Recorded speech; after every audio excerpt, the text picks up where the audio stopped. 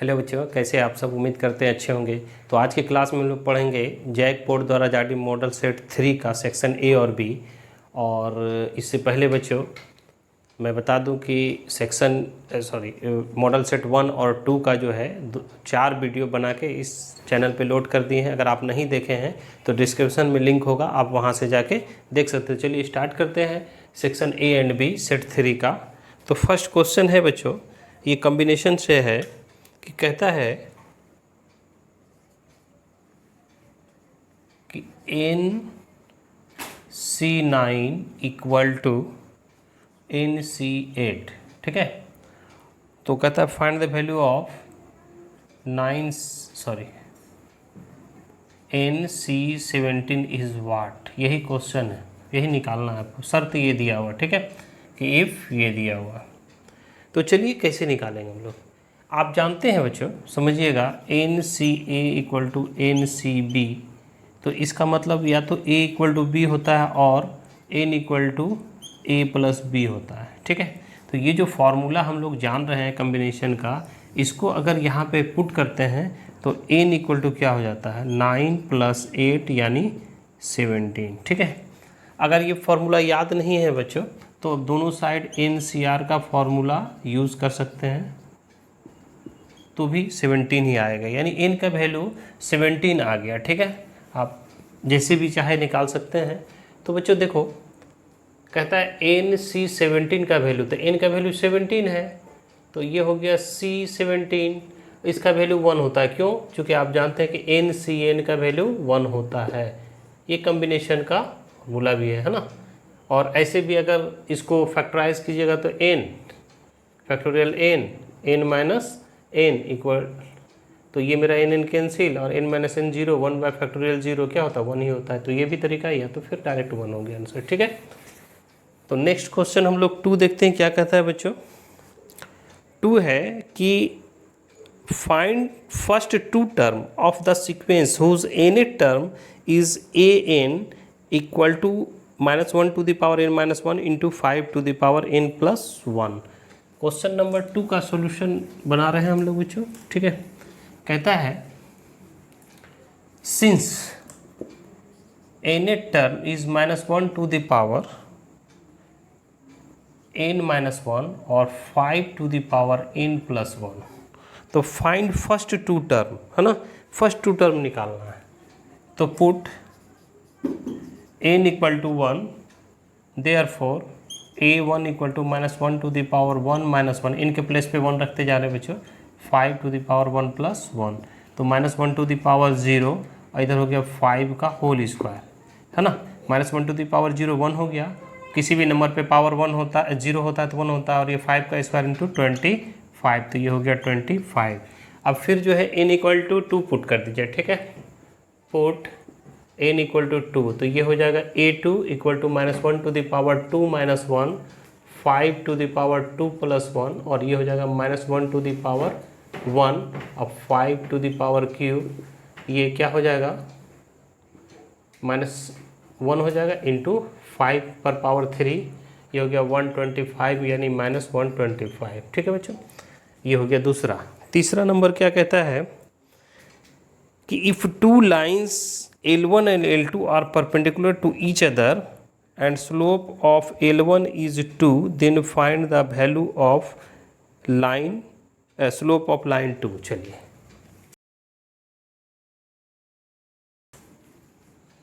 लेते हैं, let slope of line L1 equal to m1, ठीक है, and slope of line L2 equal to m2, है ना। माना, हिंदी लिखने में लिख सकते हैं इसको, माना रेखा L1 का ढाल बराबर m1 तथा रेखा L2 का ढाल m2, ठीक है बच्चों। ये हिंदी वाला हिंदी दोनों का लिख दिए, ठीक है। तो यहाँ पे कहता है प्रश्न से, सिंस m1 यानी L1 का ढाल दिया हुआ 2, ठीक है, तो m2 का ढाल क्या है ये निकालना है, ठीक है।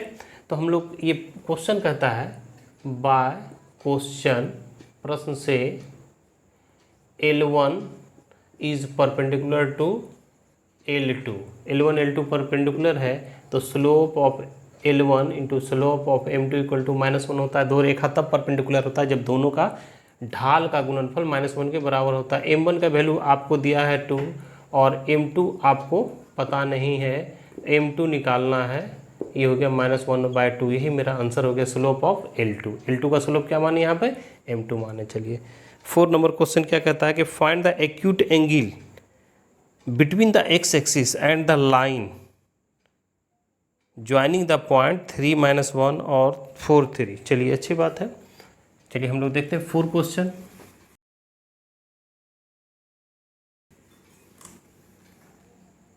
देखिए x एक्सिस y एक्सिस, ठीक है।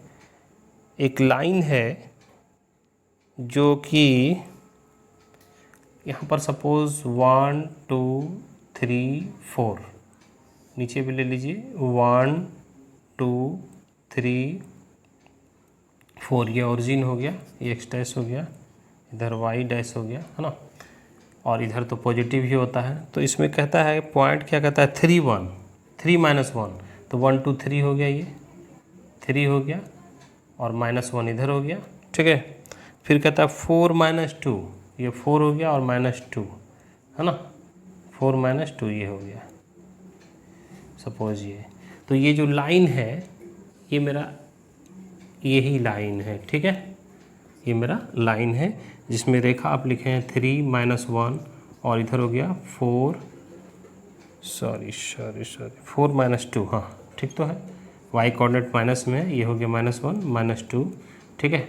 तो ये जो लाइन है, ये लाइन ये एंगल बनाता है सपोज थीटा, ठीक है। तो एक्यूट एंगल निकालना है, एक्यूट एंगल, ठीक है, ये वाला एंगल निकालना है कि क्या है, ठीक है। तो देखिए let the slope of line passes through given point 3-1 and 4-2 is m, ठीक है। Therefore m इक्वल टू, याद होगा, y2 - y1 upon x2 - x1, है ना। तो y2 यहाँ पर क्या हो जाता है -2 और ये हो गया +1 अपॉन 4 - 3, तो ये हो गया -1 अपॉन 1 यानी -1 निकला। m1 को वैल्यू हो गया -1 और m1 स्लोप है, तो आप जानते हैं कि अगर ये थीटा एंगल बनाता है x एक्सिस के साथ, तो therefore m equal to tan theta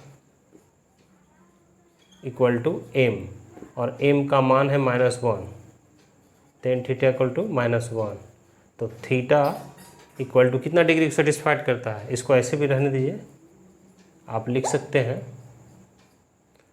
tan 135 degree का वैल्यू होता है, तो theta equal to 135 degree. But कहता है कि एक्यूट एंगल, ठीक है, तो क्या निकालना है एक्यूट एंगल। तो ये देखिए टोटल यहाँ से यहाँ तक 135 हो गया, तो ये वाला कौन कितना डिग्री होगा, 45 डिग्री होगा, ठीक है। देयरफॉर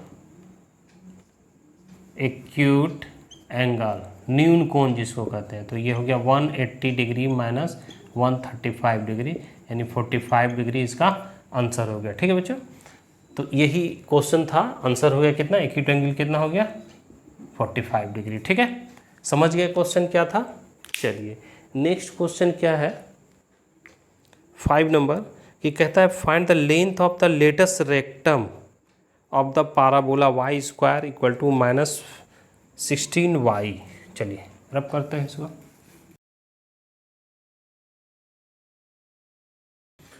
फाइव नंबर क्वेश्चन है 5 नंबर, कि since given equation of parabola, है ना, इज आपका x square minus 16y।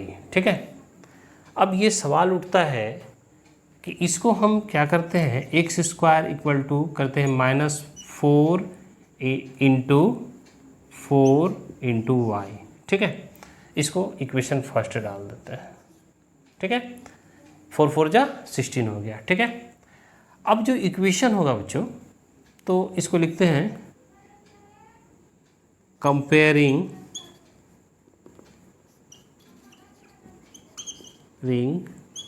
above equation of the equation x square equal to -4ay, therefore a equal to हो गया 4। ठीक है, अब ये देखिए ऐसा किस लिखिए, आप समझिए कि आप जानते हैं कि अगर y square equal to 4ax होता है तो इसका कैसा होता है, ऐसा होता है। इसका क्या हो जाता है, a0 हो जाता है फोकस। और लेटेस्ट सेक्टम ये होता है, अगर y square equal to -4ax होता है तो इसका जो कैसा होता है पाराबोला बच्चों, ऐसा होता है। इसका फोकस क्या होता है, -a0 होता है।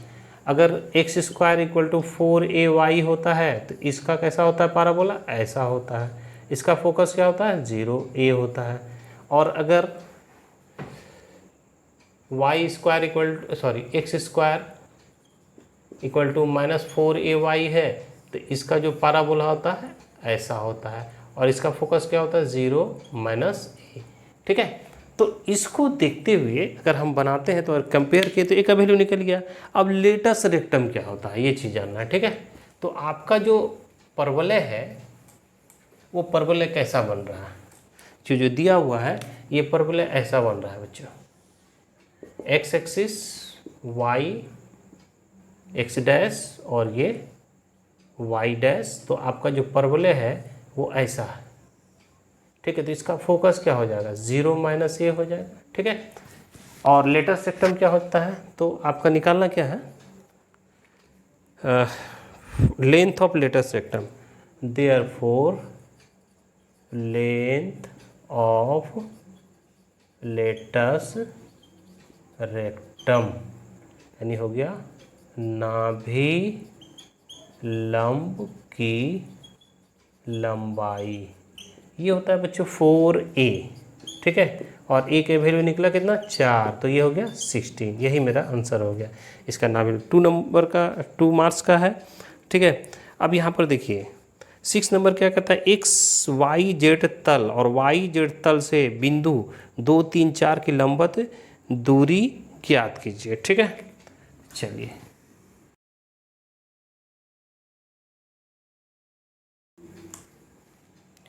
देखिए कोई ऐसा बिंदु है, ये एक्स एक्सिस है, वाई एक्सिस है और जेड एक्सिस है। तो ये एक्स वाई प्लेन हो गया, तल जिसको कहते हैं, है ना। ये हो गया आपका वाई जेड प्लेन, और ये तो ओरिजिन है, और ये हो गया एक्स जेड प्लेन। तो इस पे कोई बिंदु अगर होता है बच्चों, है ना, इसमें क्या होता है कि एक्स जेड है तो वाई कोऑर्डिनेट क्या हो जाएगा, 0 हो जाएगा। इस पे क्या होता है, वाई जेड है तो एक्स कोऑर्डिनेट 0 हो जाएगा। इसमें एक्स वाई है तो वाई कोऑर्डिनेट 0 हो जाएगा। इसमें कहता है कि right the perpendicular distance from the point 2 3, है ना, परपेंडिकुलर डिस्टेंस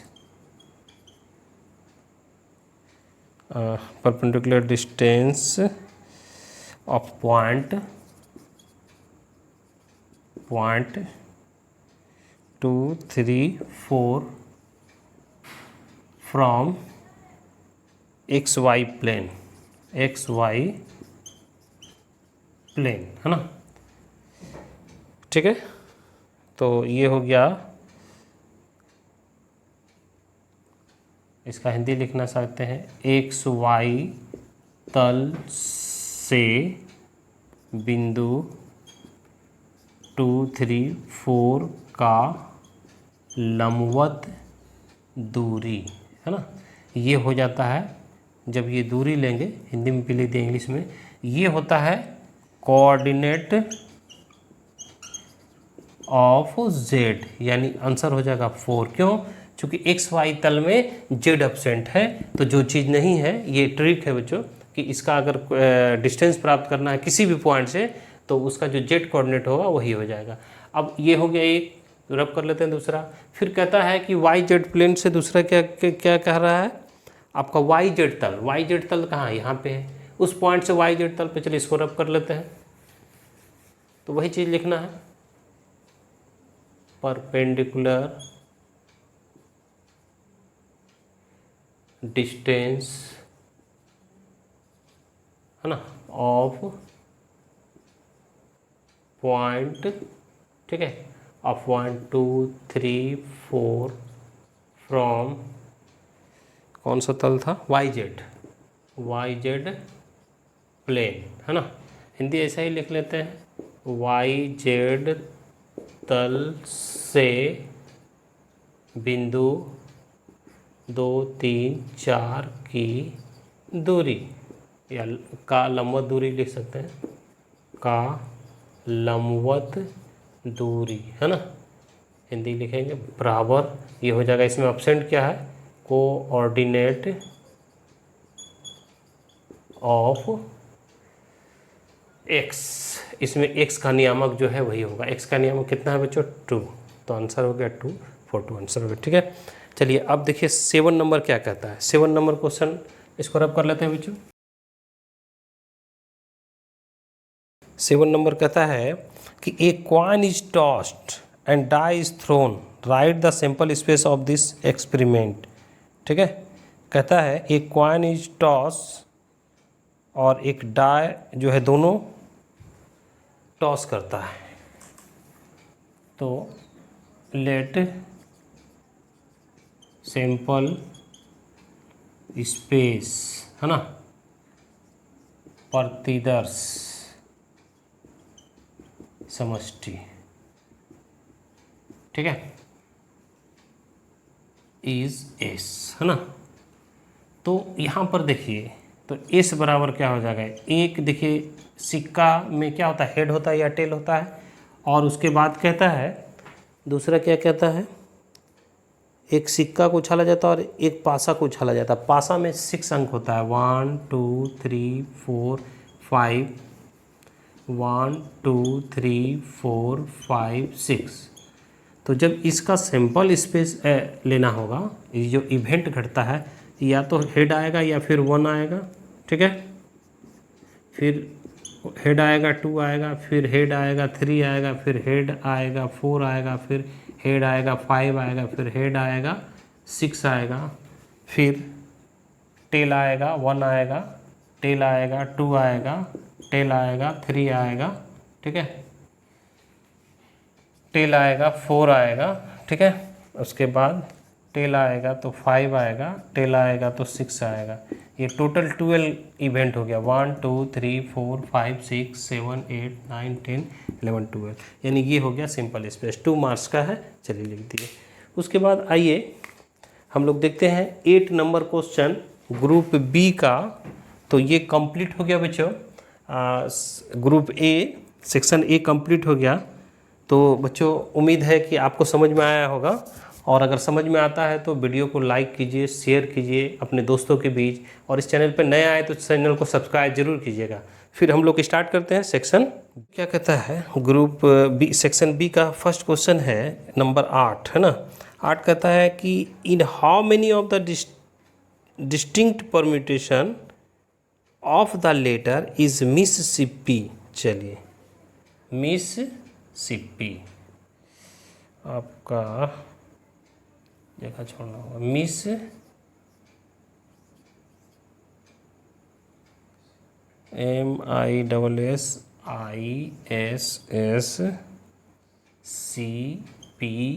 MISSISCPPI, ठीक है, यही है वर्ड।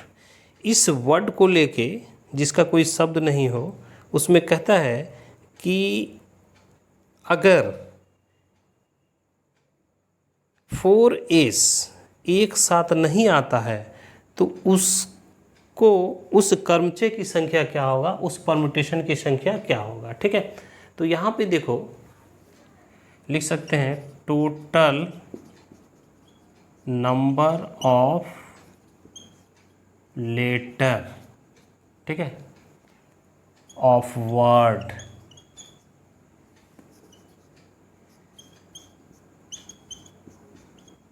CP इक्वल टू 11, ठीक है, वेयर है ना 4S 1 2 3 4 4S है, ठीक है। देखिए उसके बाद 1 2 3 4 है ना 4I है, और देखिए तो 2P है एंड 1M है, ठीक है। उसके बाद जब 1M है तो हम लोग लिख सकते हैं देयरफॉर द, इसमें इसका हिंदी लिख लेते हैं पहले तब लिखेंगे, मिस पी में कुल अक्षरों की संख्या 11 है, जिसमें 4S 4I 2P तथा 1M है ना। ये हिंदी हो गया, यहाँ पे हिंदी तो लिख सकते हैं देन नंबर ऑफ परम्यूटेशन, शायद परम्यूटेशन नहीं बोल रहा है बच्चों, ठीक है, परम्यूटेशंस है ना, इक्वल टू, यहाँ पर देखिए कितना है बच्चों 11 है, और टोटल कितना है आपका 4S है तो फैक्टोरियल 4, फिर 4I है तो फैक्टोरियल I, फिर 2 है, फिर 1 है, ठीक है। यानी ये हो गया, इसको हम लोग फैक्टोरियल 4, इसका वैल्यू तो 1 होता है, 4 फैक्टोरियल 4 फैक्टोरियल 2, ये हो गया, ठीक है। अब ये तो हो गया, अब कहता है कि when 4S come together then they are one object, है ना, one object, full stop, total number of letter is, अब यहाँ पर देखिए इसमें कितना लेटर हो जाएगा, अगर ये देखिए ये हो गया 1 2 3 4 5 6 7, ठीक है, और ये चारों जो है मिलके एक अगर ऑब्जेक्ट मानते हैं तो टोटल कितना हो जाएगा 8। अब 8 में से सजाया जाता है, ठीक है, इसमें लिख सकते हैं, ठीक है। तो इसको रब करते हैं बच्चों, यहाँ पे रब कर देते हैं। चलिए इसका हिंदी लिखते हैं, जब चारों एस एक साथ आता हो तब चारों को एक अक्षर माना जाएगा तथा कुल अक्षरों की संख्या जो है बच्चों वो हो जाता है 8, ठीक है। ये हिंदी हो गया इसका। अब यहाँ पर देखिए, तो यहाँ पर लिखेंगे then number of permutations equal to हो गया, टोटल कितना हो गया 8, नीचे कितना बचा, इसको 1 माने तो 1 को छोड़ दीजिए तो बचा 4, यानी 4I हो गया, और 2P हो गया, और M तो 1 है तो 1 इसका भी इसका 1 ही होगा, तो ये हो गया। अब यहाँ पर देखा जाए, कहता है क्वेश्चन क्या कहता है कि नॉट कम टूगेदर, क्या कहता है नॉट कम टूगेदर, ठीक है, यानी कहता है कि ऐसा नंबर ऑफ परम्यूटेशन निकालना है जिसमें कि S शामिल नहीं हो। तो यहाँ पर तो एस शामिल वाला है, यहाँ पर टोटल है, तो इसमें से इसको घटा देंगे तो रिक्वायर्ड नंबर ऑफ परम्यूटेशन निकल जाएगा। Required number of permutation equal to, ये कितना बच्चों देखिए तो factorial 11 upon factorial 4 factorial 4 factorial 2 minus factorial 8 factorial 4 factorial 2। ठीक है, चलिए ये मेरा आ गया। अब इसी को सॉल्व करेंगे बच्चों तो आंसर आ जाना चाहिए। चलिए देखते हैं, सॉल्व करते हैं, रब कर लेते हैं इसको। थोड़ा परम्यूटेशन कम्बिनेशन या प्रोबेबिलिटी का प्रॉब्लम थोड़ा बड़ा हो ही जाता है, ठीक है, बट प्रोसेस देखिए।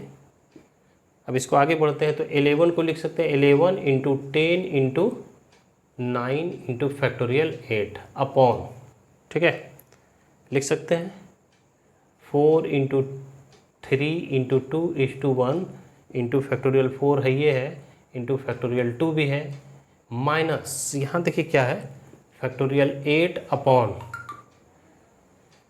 Factorial 4 into factorial 2।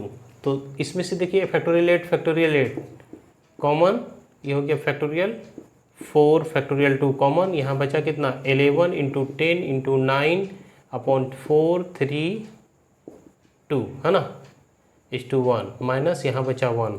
इसको सॉल्व करोगे तो 8 7 6 5 इंटू फैक्टोरियल 4 अपॉन फैक्टोरियल 4 और ये हो गया 2 1। ठीक है,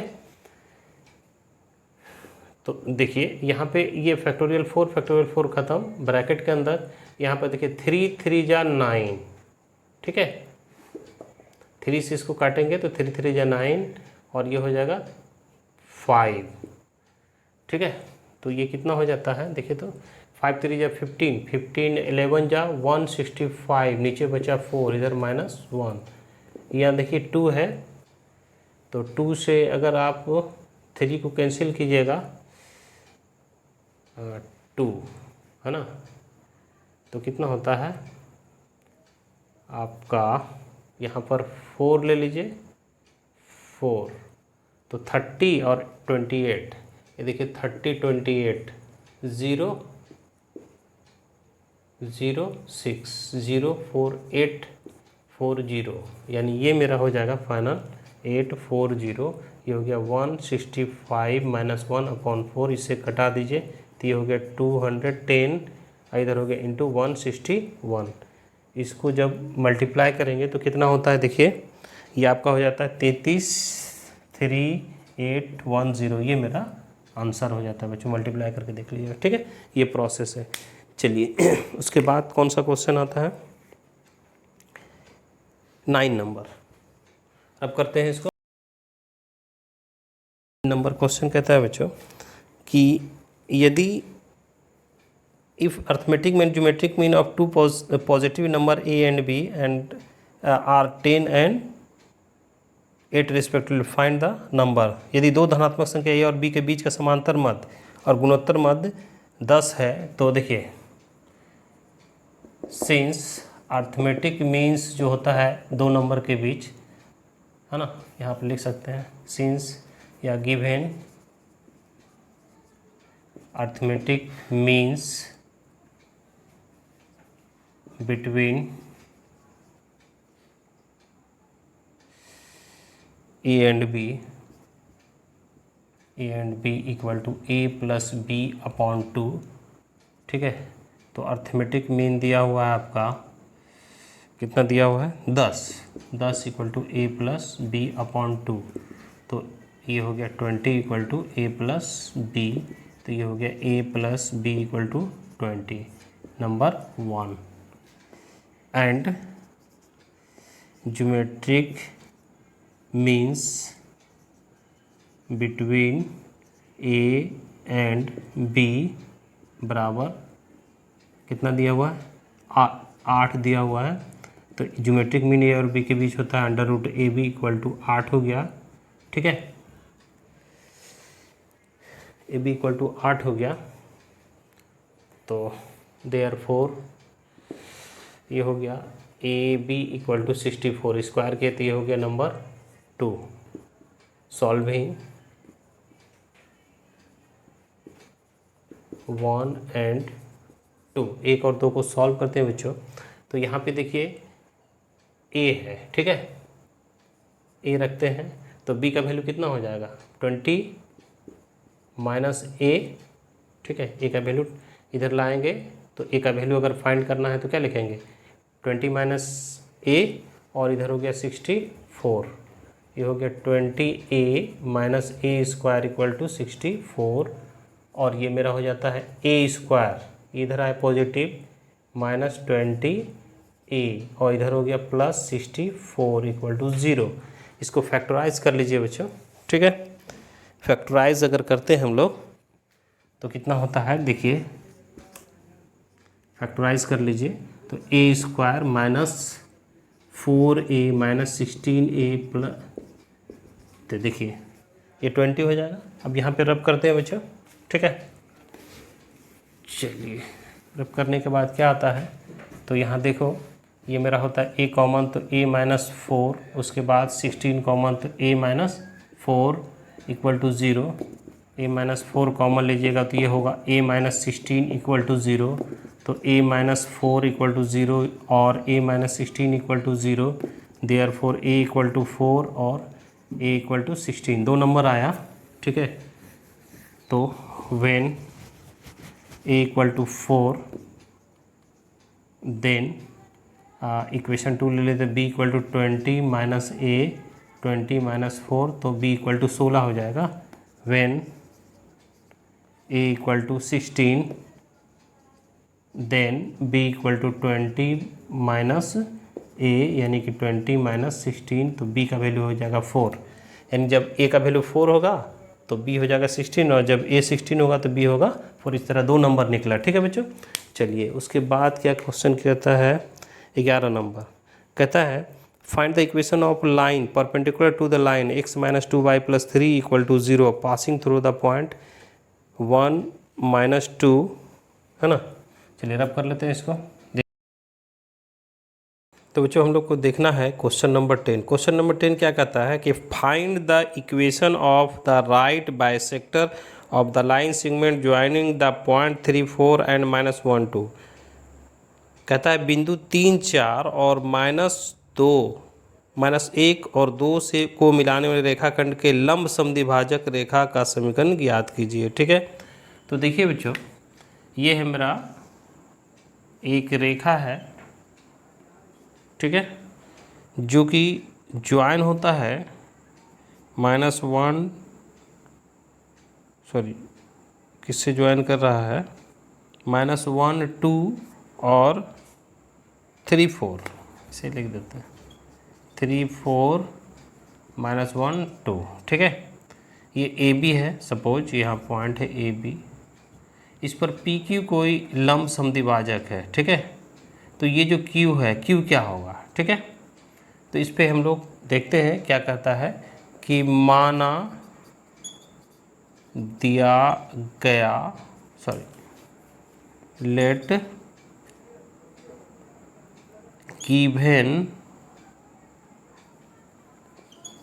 given point 3 4 and -1 2 are A and B respectively, ठीक है। माना दिए गए बिंदु 3 4 तथा -1 2 क्रमशः ए तथा बी है, ठीक है। ये इसका हिंदी हो गया, ठीक है बच्चों। अब देखो क्या कहता है अगली बात।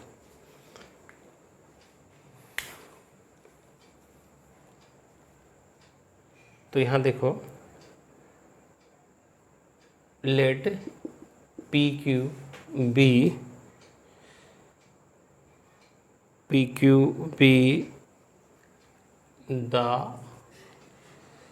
परपेंडिकुलर बाइसेक्टर लाइन, हाँ, equation of right bisector of the line, P Q be right bisector of line, ठीक है। माना P Q, line A B कर लेते हैं, ए बी, माना पी क्यू रेखा ए बी को लंब ए बी का लंब समद्विभाजक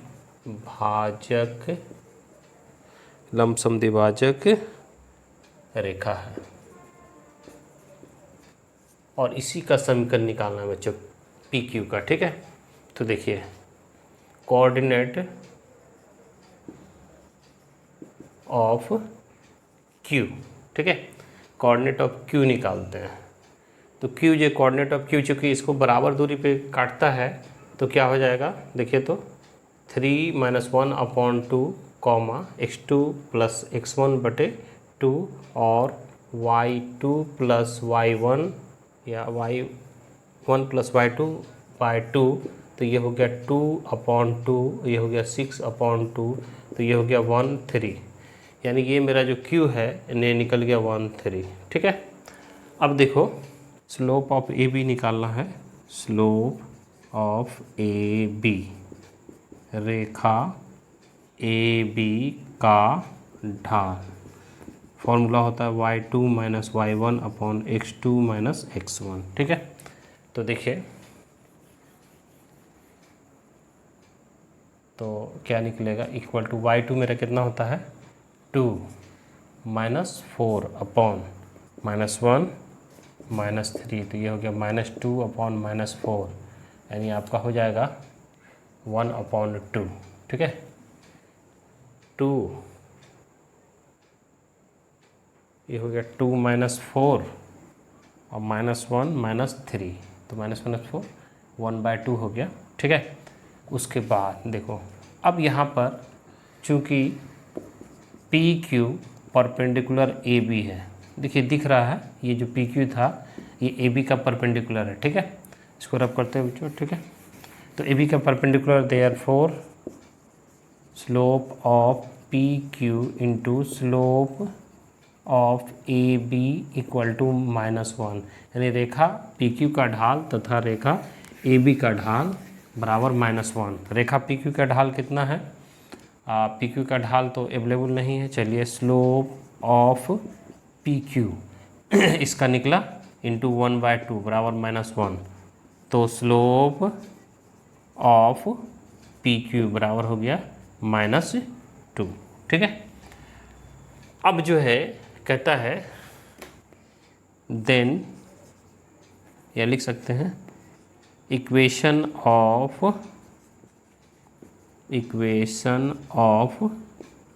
P Q passes through 1/3 whose slope is -2, है ना। कहता है कि उस इक्वल बाइसेक्टर का समीकरण निकालना है, यानी कि आपका ये था जो लाइन था ये पी क्यू था, पी क्यू 1/3 है, ठीक है, और ये ए और बी है, ये क्या था 3 4 था, और ये -1 2 था, तो इसका स्लोप निकल गया, पी क्यू का स्लोप हो गया, पी क्यू का स्लोप कितना है -2 है। तो अब लिखते हैं इक्वेशन ऑफ पी क्यू, है ना, रेखा हिंदी पी क्यू का समीकरण जो बिंदु Q13 से पास करती है तथा ढाल जो है वो कितना है -2 है, ठीक है। यहाँ पे आप पी क्यू बिंदु Q कर सकते हैं, ठीक है। तो अब देखिए ये फॉर्मूला होता है बच्चों, y minus Y one upon M X minus X one. तो y माइनस वाई वन कितना हो जाता है 3 इक्वल टू एम हो गया आपका -2 और ये हो गया x माइनस एक्स वन। ये मेरा हो गया y minus 3 equal to -2x plus 2। ठीक है, और इसका जब इधर ले आते हैं तो ये होता है 2x ये प्लस y और इधर हो गया -3 -2 इक्वल टू 0। तो मेरा हो गया 2x plus Y -5 equal to 0। यही मेरा फाइनल आंसर हो गया बच्चों। ये उस रेखा का समीकरण हो गया जो कि इसको है ना बराबर दूरी पे काटता है, इक्वल पे काटता है, 1:1 के रेशियो में काटता है। तो पहले Q का पॉइंट निकाल लिए, उसके बाद इसका स्लोप निकाल लिए। इसका स्लोप निकालने के लिए दोनों परपेंडिकुलर है ना। तो ये क्या हो गया, इसका PQ का स्लोप निकल गया AB के स्लोप के जरिए, और उसके बाद इस PQ का समीकरण लिखने के लिए ये शर्त है। तो चलिए देखते हैं हम लोग क्वेश्चन नंबर 11। देखिए, गिवन इक्वेशन ऑफ लाइन, ठीक है, दिया गया समीकरण क्या है, x minus 2y plus 3 equal to 0। ठीक है, इसको इक्वेशन फर्स्ट मान लेते हैं। ठीक है बच्चों, चलिए रब करते हैं। अब देखिए एक तरीका क्या है, इसका स्लोप निकालेंगे, उसके बाद इसका ढाल निकाल के जो परपेंडिकुलर लाइन है उसका लाइन का जो स्लोप निकाल सकते हैं। दूसरा डायरेक्ट जो है आपके पास, देखिए अगर ax plus B Y plus C equal to 0 है, तो अगर पैरेलल लाइन इसका खींचेंगे तो ये जो पैरेलल लाइन होगा उसका हो जाएगा सेम लिख देंगे, और ये जो सी के बदले हुए कोई कांस्टेंट हो जाएगा। ठीक है, अगर परपेंडिकुलर लाइन लिखना है, परपेंडिकुलर लाइन, तो परपेंडिकुलर लिखने का तरीका क्या है, इसका कोएफिशिएंट उसके साथ यानी bx और इसका कोएफिशिएंट इसके साथ यानी ay और प्लस कोई कांस्टेंट इक्वल टू 0, और जो बीच का साइन है वो चेंज हो जाएगा, प्लस था तो माइनस। ठीक है, तो ये परपेंडिकुलर लिखने का तरीका है। अब ये कहता है कि परपेंडिकुलर लाइन लिखना है। ठीक है, तो लिखेंगे required line which is perpendicular to the line 1, है ना, is हिंदी लिखेंगे अभीष्ट लंब रेखा, अभीष्ट रेखा जो रेखा 1 पर लंब है। ये ही इसका हिंदी हो गया। तो कैसे लिखेंगे बच्चों, देखिए अगर लिखना होगा तो कैसे लिखिएगा, इसका कोएफिशिएंट उसके साथ यानी कि 2x और इसका कोएफिशिएंट इसके साथ यानी कि y 1 है, और प्लस कोई कांस्टेंट के इक्वल टू 0। इसका साइन माइनस है तो यहाँ पे क्या हो जाएगा बच्चों, प्लस। तो ये हो गया इक्वेशन 2। ये जो इक्वेशन है बच्चों, ये जो है वो किससे पास करता है ये देखना है। तो ये जो अभीष्ट रेखा है, ये परपेंडिकुलर रेखा जो है वो किससे पास करता है, प्रश्न से, क्योंकि line 2 passes through given point, कौन सा पॉइंट दिया हुआ, 1 माइनस 2, है ना। हिंदी लिखना होगा तो लिख सकते हैं हम लोग, चूंकि रेखा दो दिए गए बिंदु 1-2 से गुजरती है। ठीक है, तो क्या करेगा, इसको सेटिस्फाइड करेगा। तो यहाँ पे जो है, यहाँ पे लिखेंगे 2 × 1, देयरफॉर 2 इम्प्लाइज, समीकरण 2 ले लेते हैं। तो 2:1 ये हो गया -2 अब प्लस के इक्वल टू 0।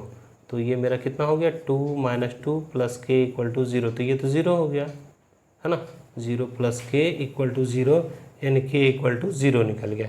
ठीक है, पुट के इक्वल टू 0 इन 2। तो 2 में जैसे डालेंगे तो ये हो गया 2x plus Y plus 0 equal to 0। यानी जो इक्वेशन निकला वो 2x प्लस क्या निकला, ये वो लाइन है जो कि इस लाइन पे परपेंडिकुलर है और इस पॉइंट से पास करता है। तो जो फाइनल आंसर हो गया बच्चों, ये हो गया 2x plus Y equal to 0।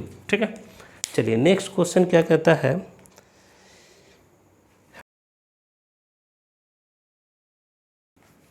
12 में क्या कहता है बच्चों कि find the foci, eccentricity and length of latus rectum of the ellipse. ठीक है, ये इलिप्स दिया हुआ है। ठीक है, कौन सा इलिप्स दिया हुआ है? Since given equation of ellipse. ठीक है, दिया गया दीर्घवृत्त का समीकरण, दिया गया दीर्घवृत्त का समीकरण। हिंदी मीडियम के बच्चे अलग से नोट हिंदी के बना लेंगे इससे निकाल के। ठीक है, तो ये मेरा है कितना, 4x² plus 9y² equal to 36। तो देखिए क्या करते हैं, अगर मेरा इलिप्स का इक्वेशन होता है, कोई इलिप्स अगर ऐसा है तो x² by a² plus y² by b² equal to 1 होता है। ठीक है, तो देखिए पहले इस इलिप्स के बारे में हम लोग डिस्कस कर सकते हैं। ठीक है, अगर a बड़ा है b से तो ये हॉरिजॉन्टल इलिप्स होगा और इसका चेहरा जो है, इसका फिगर ऐसा होगा। ठीक है बच्चों, ठीक है, इसको 2 फोकाई होता है, ये वर्टेक्स होता है। ठीक है, ये वाला पार्ट वर्टेक्स हो गया, ये भी वर्टेक्स हो गया, ये a हो गया, a' हो गया, ये मेरा क्या हो गया, फोकस। ठीक है, ये दोनों मिलके फोकाई हो गया और ये वाला पार्ट जो है टोटल यहाँ से यहाँ तक जो है वो कहलाता है मेजर एक्सिस, है ना, और ये कहलाता है आपका माइनर एक्सिस। ठीक है, माइनर एक्सिस। ठीक है, इतना चीज़ जान गए हम लोग। हिंदी में हो गया क्या, लघु अक्ष, दीर्घ अक्ष, शीर्ष और नाभि। तो 2 होता है इसलिए 2 नाभियाँ होता है, वर्टेक्स 2 होता है इसलिए क्या होता है, 2 इसका शीर्ष होता है और ये तो क्या है, ऑरिजिन है। ठीक है, तो ये जो पार्ट होता है ये -C0 होता है इसके लिए और ये होता है C0। ये जो यहाँ पर वर्टेक्स होता है वो होता है आपका A0, इधर जो होता है -A0 और ये जो होता है 0B होता है और इधर जो होता है 0B। इसी में से इसका इक्वेशन होता है C बराबर √A² - B²। ठीक है, ये सारा एलिप्स के लिए जनरल इक्वेशन ऑफ एलिप्स है। ठीक है, तो अगर आप इसको 1 लाने के लिए क्या करना होगा, देखिए ये तो मेरा एलिप्स का पूरा कहानी हो गया। तो इसको क्या करते हैं, 4x² bye 36 plus 9y² bye 36 से बोथ साइड डिवाइड कर देते हैं, लीजिए तब समझ में आएगा। ये हो गया x² इक्वल टू 9 4 जा 36 प्लस y² इक्वल टू 4 9 4 जा 36, इधर हो गया 1। अब इसको अगर इस फॉर्म में लाते हैं, x² इक्वल टू कितना 3² plus y² equal to 2² equal to 1। ठीक है, अब अगर इस इलिप्स से कंपेयर करते हैं, ठीक है, लिख सकते हैं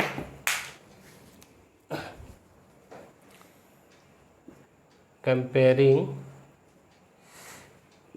above equation of the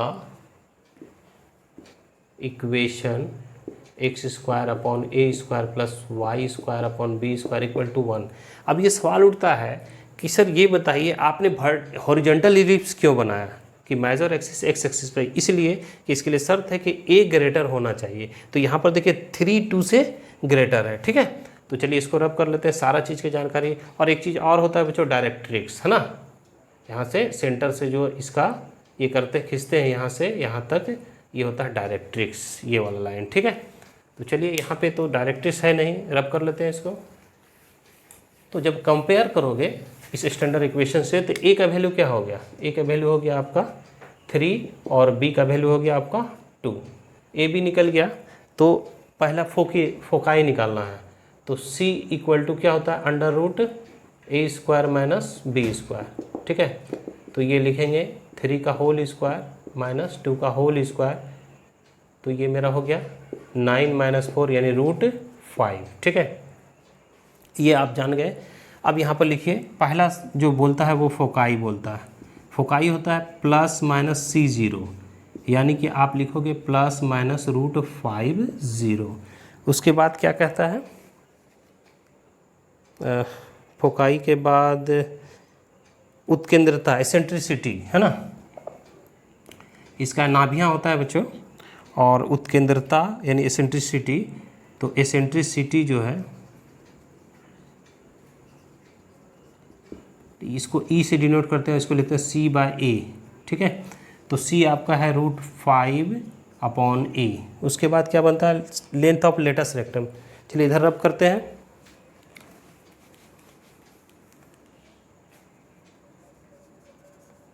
length of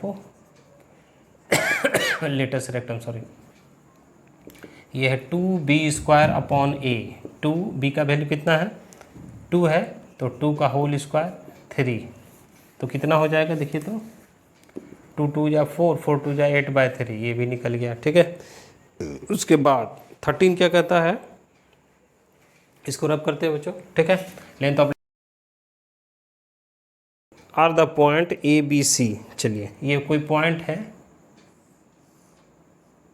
ABC, है ना, ये है आपका पॉइंट है 0 7 10, B है -1 6 6, और C है आपका -4 9 6, ठीक है। डिस्टेंस फार्मूला से हम लोग AB BC और AC निकाल लेते हैं। तो AB निकालते हैं बच्चों, तो ये होता है रूट अंडर क्या होता है, x2 - x1 का होल स्क्वायर, तो ले लीजिए -1 0 का होल स्क्वायर प्लस 6 - 7 का होल स्क्वायर प्लस 6 - 10 का होल स्क्वायर, ठीक है। जब इसका सॉल्व करोगे तो 1 आएगा, 1 का स्क्वायर 1 हो जाएगा, 6 - 1 -1 का स्क्वायर 1 होगा, प्लस यहाँ पर 6 - 10 यानी -4 का स्क्वायर 16, यानी ये हो गया √18। तो जब इसको दोनों का स्क्वायर कीजिएगा तो AB स्क्वायर हो गया = 18, एक निकल गया, ठीक है।